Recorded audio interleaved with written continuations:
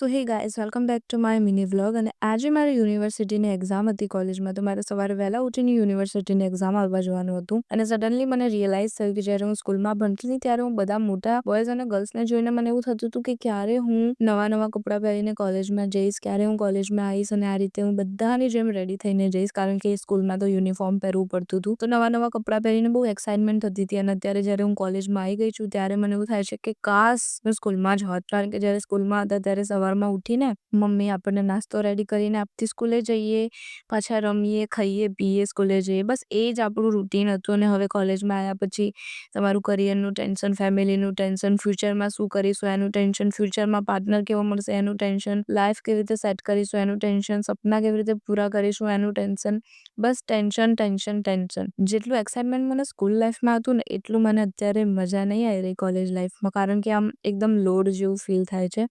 સો તમારા મતે તમારું શું કહેવું છે? તમને સ્કૂલ લાઈફ ગમતી હતી કે કોલેજ લાઈફ? મને કોમેન્ટમાં કહેજો. So yeah, that's for the video. See you in the next vlog. મળી કાલે. જય શ્રી કૃષ્ણ.